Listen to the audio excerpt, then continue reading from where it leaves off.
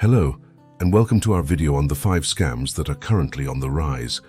Last year, American consumers faced staggering losses of over $10 billion due to fraud.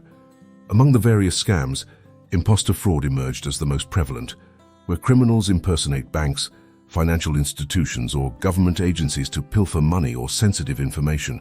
In that year alone, imposter scams accounted for nearly $2.7 billion in reported losses.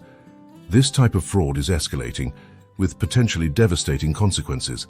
In this video, we'll look at 5 of the most common financial scams to avoid, and what to do if you think you're a victim of them. If you watch all the way to the end of the video, you may be surprised as to what scam number 5 is. So let's get started. Number 1, beware of imposter scams. If you receive unsolicited calls or texts soliciting your brokerage or banking security code, recognize it as a scam and refrain from divulging any information. Never disclose security codes unless you initiated contact with the official institution. Recognize imposter scam tactics. Scammers may masquerade as legitimate entities, claiming to detect fraudulent activities in your account. They might request verification codes under false pretenses to reset passwords and gain unauthorized access to your finances. Refrain from sharing any personal information unless you've independently verified the authenticity of the communication. Ignore unsolicited communications requesting personal information. Instead of responding, directly contact the bank or financial institution through verified channels. Refrain from disclosing any personally identifying details. Never disclose one-time security codes unless you initiated the transaction and contacted the company through official channels. Avoid granting remote access or sharing passwords with unknown parties. Do not allow anyone to control your computer remotely, and never give passwords and security codes to anyone on the phone. Seek technical support only from reputable sources, and refrain from engaging with suspicious calls or pop-up messages. Don't click pop-up ads or attachments from unknown senders. Avoid clicking links in emails. Visit known websites by manually typing the URLs in a browser. Don't call any phone numbers on pop-up warnings. Real security warnings will not ask for a phone call.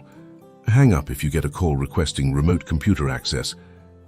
No reputable institution will ever call you and ask for this. And watch out for callers who ask you to keep the conversation secret. This is a typical scammer tactic. Update your security software and run a scan if you think your computer has a problem. If you're seeking technical support, go to a company you know and trust. And don't forget to back up your data regularly. Scam number 2, be wary of romance scams. Exercise caution in relationships formed online, especially if they involve requests for money or personal information. An individual believes they are in a relationship, family, friendly, or romantic. As a result, they can be persuaded to send money, personal and financial information, or items of value to the perpetrator. This includes the grandparent scam, in which someone calls claiming to be your grandchild and asks that you send them money immediately for an emergency like an accident or arrest, or any scheme where the perpetrator plays on the victim's heartstrings. Take time to verify the legitimacy of individuals professing affection rapidly or seeking financial assistance. Never send money or gifts to anyone that you haven't met in person. Be aware of the warning signs. The individual professes love quickly or tries to isolate you from family and friends. They may ask you for money or claim to be living far away. Ask questions and look out for inconsistent answers. Also, pay attention if your family or friends seem concerned. If you are a victim of a romance scam, file a complaint with the FBI's Internet Crime Complaint Center. Scam number 3 is charity scams. Be sure to verify charity credentials before donating to charitable organizations. Conduct thorough research through reputable sources like the Better Business Bureau or Charity Navigator. You may be solicited by email, phone, or in person to contribute to an organization that sounds like a good cause, but is actually a scam. These schemes may be general in nature, often using a name very similar to a well-known charity, or they may be more targeted by attempting to prey on people who are victims of a war or natural disaster, or known to have a personal interest in a particular disease or social cause. These days, charity scams are also being circulated through social media posts on sites like Facebook or X, formerly Twitter or WhatsApp, and LinkedIn. Avoid responding to unsolicited solicitations and verify the legitimacy of charitable causes before contributing. Scam number 4. Stay vigilant against social media and investment scams. Be cautious of offers promising unrealistic returns or requesting cryptocurrency investments. Also, personal pictures and posts shared on social media give scammers plenty of personal information that they can use against you. Two other schemes flagged by the FTC include investment fraud and online shopping fraud. Both offer deals that are too good to be true, and they often start on social media. Avoid clicking on suspicious links or responding to unsolicited investment opportunities on social media platforms. Always be skeptical of unsolicited offers to invest. If something seems too good to be true, it probably is. Keep away from anyone claiming that you can make big money with little to no risk.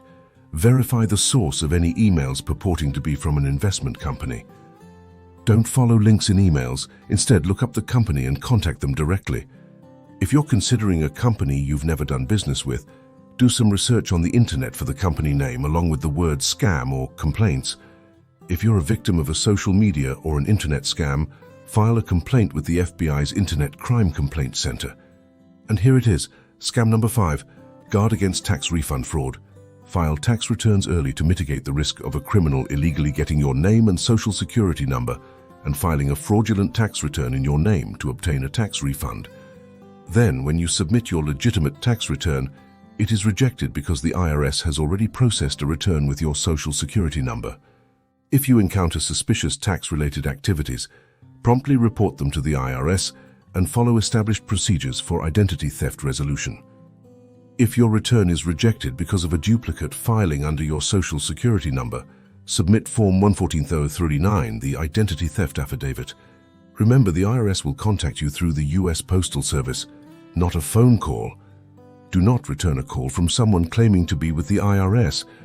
By practicing good cyber hygiene and remaining vigilant against fraudulent schemes, you can minimize the risk of falling victim to identity theft and financial scams. Remember to pause and verify. Scrutinize any unsolicited communications or requests for personal information. Exercise caution over an immediate response. These are just a few of the scams out there. There are many more scams to be aware of. Security measures aren't foolproof, and anyone can suffer a moment of inattention or lapse in judgment. Practicing awareness and taking some basic preventative measures can protect you from the vast majority of attempts to steal your identity or money through fraudulent schemes. Remember to pause and look for red flags before reacting to any unsolicited emails, phone calls, and direct messages on social media asking for money or information, even if they seem to be from someone you trust. If you found value in this video, please hit that like button, subscribe, and leave a comment below. It'll go a long way in helping our channel grow and create more content. Thanks for watching. We'll see you in our next video.